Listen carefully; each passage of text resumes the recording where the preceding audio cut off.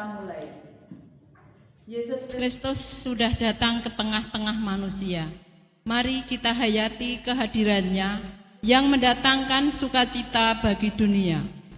Ibadah hari ini dalam terang tema Sukaria menyambut Sang Penebus. Orang percaya memahami dirinya sebagai pribadi yang diberi identitas baru oleh Tuhan, yaitu sebagai anak-anak Allah. Semua itu hanya karena anugerah Sang Penebus dunia, di mana kita ini, manusia celaka, telah diampuni dan diselamatkannya. Mari kita sambut dengan sukaria pujian Kidung Jemaat 64 bait ke-1 dan 2, Bila Kulihat Bintang Gemerlapan.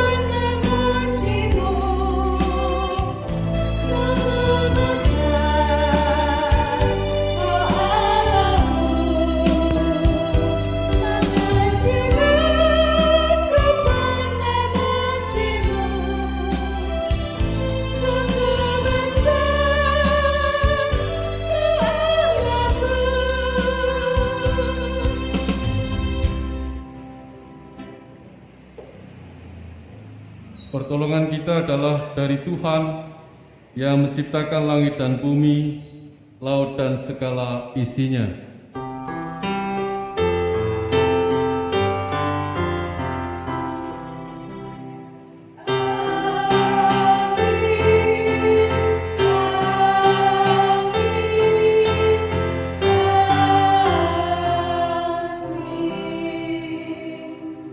Kasih karunia dan damai sejahtera dari Allah Bapa kita dan dari Tuhan Yesus Kristus menyertai saudara. Silakan duduk.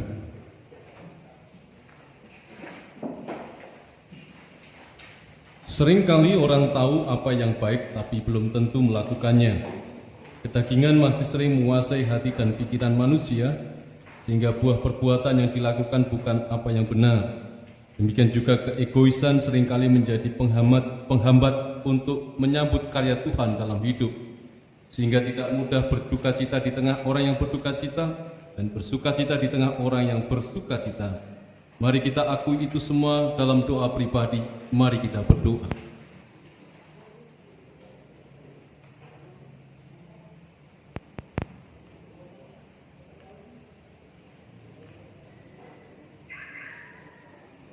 Kita diampuni dan jangan mengulang hal yang buruk dalam hidup kita. Mari kita pujikan Kidung Jemaat 111, 1-2, Alam Raya Berkumandang.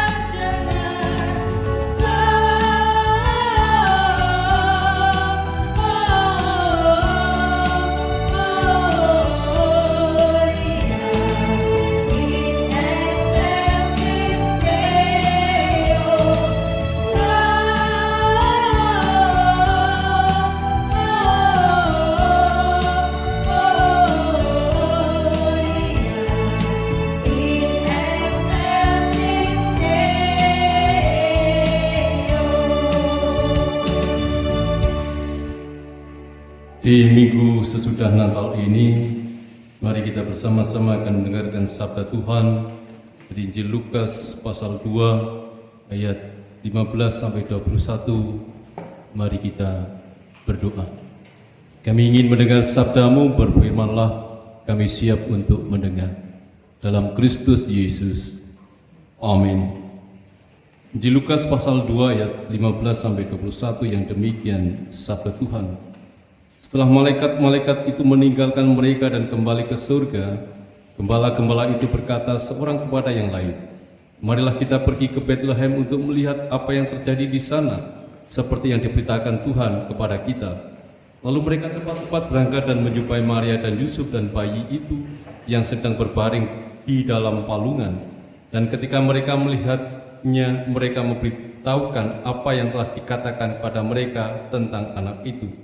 Dan semua orang yang mendengarnya heran tentang apa yang dikatakan gembala-gembala itu kepada mereka. Tetapi Maria menyimpan segala perkara itu di dalam hatinya dan merenungkannya. Maka kembalilah gembala-gembala itu sambil memuji dan memuliakan Allah karena segala sesuatu yang mereka dengar dan mereka lihat semuanya sesuai dengan apa yang telah dikatakan kepada mereka. Dan ketika genap 8 hari dan ia harus disunatkan, ia diberi nama Yesus, yaitu nama yang disebut oleh malaikat sebelum ia dikandung oleh ibunya. Demikianlah sabda Tuhan. Jemaat yang terkasih, seringkali alasan mengapa kita bersukaria umumnya karena kita mendapat berkat dan dalam keadaan bahagia atau menerima sebuah kemujuran. Dan sangat jarang di antara kita bersukaria pada saat kita sedih atau susah. Mari kita melihat alasan para gembala bersukaria di ayat yang ke-20. Yang pertama adalah sesuatu yang mereka dengar dan mereka lihat. Telinga dan mata kita lebih cepat mendengar dan melihat hal buruk, termasuk tulisan di media sosial. Nyatanya berita hoax lebih cepat meluas daripada fakta yang ada. Nah, para gembala ini mencocokkan berita yang mereka terima dan dengar dari malaikat dengan kenyataan di kandang Bethlehem. Jadi ada proses cross-check yang dilakukan oleh gembala. Dan hal inilah yang juga harus kita lakukan di dalam kehidupan kita, apalagi di era media sosial yang begitu luar biasa. Misal tentang hal pengobatan, berita bahkan renungan, yang semua dapat kita unduh dan copy paste atau diteruskan dengan begitu mudah. Belajarlah dari gembala yang mendapat berita yang heboh tetapi menguji di fakta. Kita saring apakah yang benar, apakah yang bermanfaat. Kita uji dulu dalam kehidupan kita, misal tentang pengobatan dan renungan. Sudahkah kita membuktikan pada diri kita manfaat obat itu atau renungan itu? Baru kita kemudian men-share-nya. Yang kedua, kita lebih tergoda pada kulit timbang inti, penampilan timbang hati, kembang ketimbang inti pesan. Contoh kulit apel yang saat ini Bapak Ibu bisa lihat di toko buah begitu mengkilap, tetapi kita tidak tahu tentang isinya. Bahkan orang yang gondrong tidak pernah mandi kita hujat, padahal hatinya suka menolong.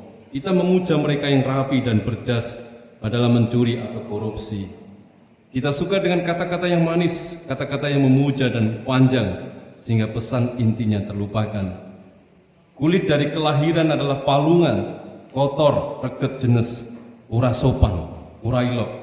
Tetapi gembala tidak berhenti pada kulit, tidak berhenti pada palungannya, dan tidak berhenti atau tergoda untuk ngerasani dan update status. Ini loh bro, palungannya. Yesus kok ning palungan, Pak Boe tegel banget, dan seterusnya.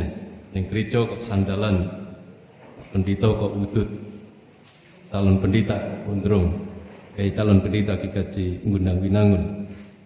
Nah, kita akan gagal memahami arti hidup kalau kita hanya berhenti pada kulit. Dan ayat 17, gembala tidak melihat berhenti pada palungannya, tetapi mereka melihatnya, melihat sang bayi, bukan palungannya, dan tidak berhenti pada penampilan luar yang bisa menipu, tetapi pada hatinya. Natal ini bukan hanya pesta baju baru kemeriahannya, tapi hadirnya di hidupmu, menemani dan jadi sahabatmu di kala susah dan senang. Menjadi sahabat gembala yang hidup susah pas-pasan. Kiranya Tuhan menolong kita memasuki inti dari makna Natal. Amin. Kita masuk pada saat teduh.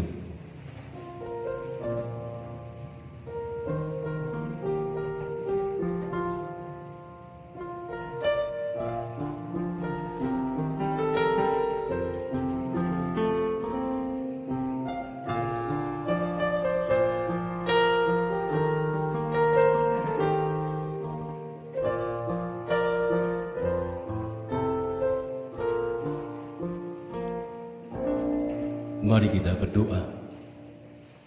Saat-saat ini dan akhir-akhir ini, banyak orang digiring pada opini dan bukan fakta yang sesungguhnya.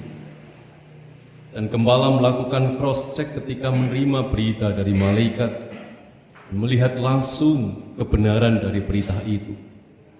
Dan tidak berhenti pada kotornya palungan, tetapi justru pada sang bayi yang berada di dalamnya.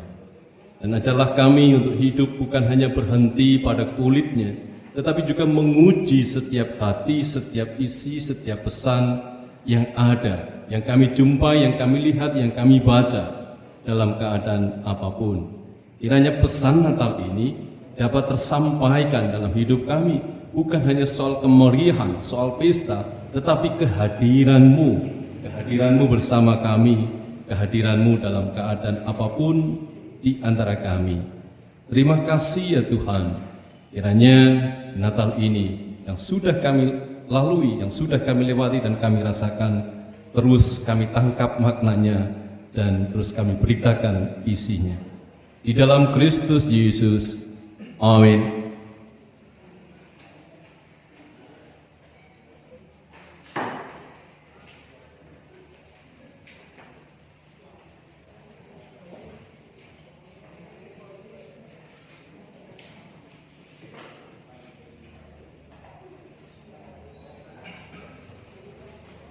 Marilah kita menyatakan syukur kita kepada Tuhan dengan mengingat firman-Nya.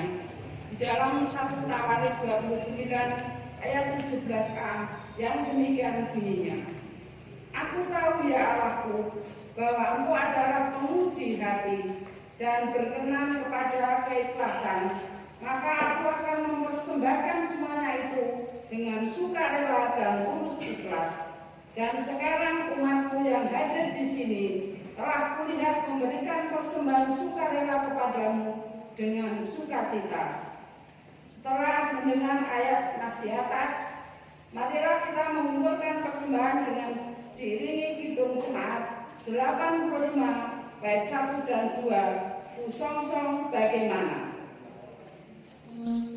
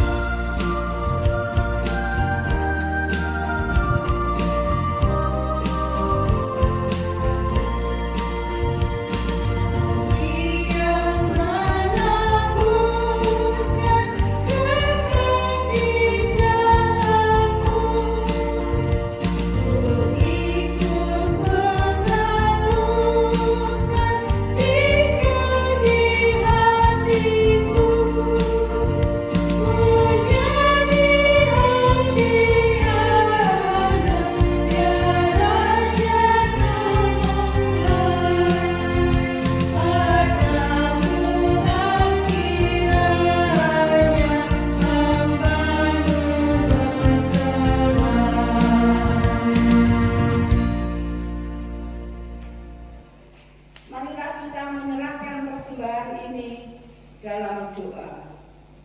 Ya Allah, kami bersyukur atas kehadiran-Mu sebagai penebus yang telah menebus hidup kami.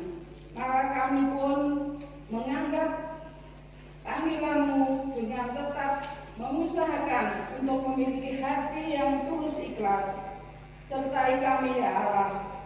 Kami ingin bersama berdoa seperti yang Engkau ajarkan demikian. Bapa kami yang di surga, dikuduskanlah nama-Mu, datanglah kerajaan-Mu, jadilah kehendak-Mu di bumi seperti di surga. Berikanlah kami pada hari ini makanan kami yang secukupnya, dan ampunilah kami akan segala kesalahan kami, seperti kami sudah mengampuni orang yang bersalah pada kami. Dan janganlah membawa kami ke dalam pencobaan, tetapi lepaskanlah kami daripada yang jahat. Karena Engkau-lah yang punya kerajaan dan kuasa dan kemuliaan sampai selama-lamanya. Amin.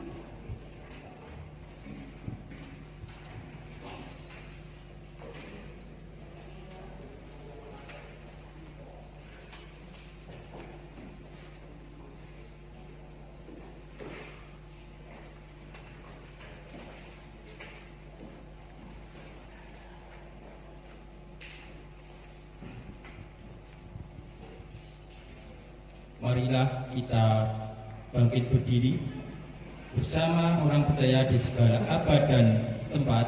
Kita memperbarui pengakuan iman kita dengan meletakkan tangan kanan di dada sebelah kiri. Mari kita ucapkan bersama.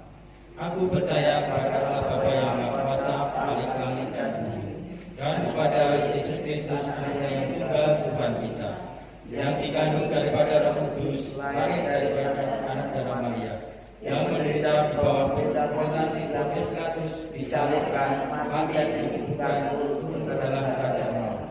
Pada hari yang ketiga bangkit pula dari antara orang mati, naik ke surga, duduk di sebelah kanan Allah Bapa yang Maha Kuasa, dan akan datang dari sana untuk menghakimi orang yang hidup dan mati. Aku percaya kepada Roh Kudus, gereja yang kudus dan am, persekutuan orang kudus, pengampunan dosa, kebangkitan daging, dan hidup yang kekal.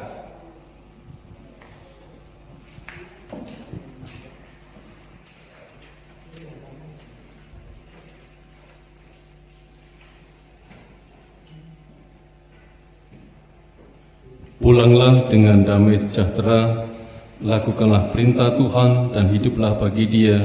Untuk itu terimalah berkat Tuhan. Tuhan memberkati engkau dan melindungi engkau. Tuhan menyinari engkau dengan wajah-Nya dan memberi engkau kasih karunia. Tuhan menghadapkan wajah-Nya kepada engkau dan memberi engkau damai sejahtera. Haleluya. Amin.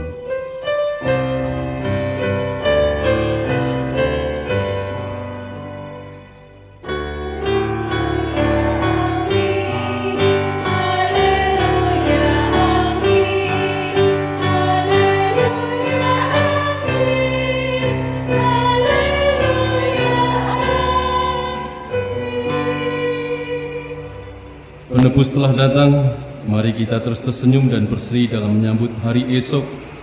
Mari kita pujikan KJ 99, 1 dan 2, kita surga bergema.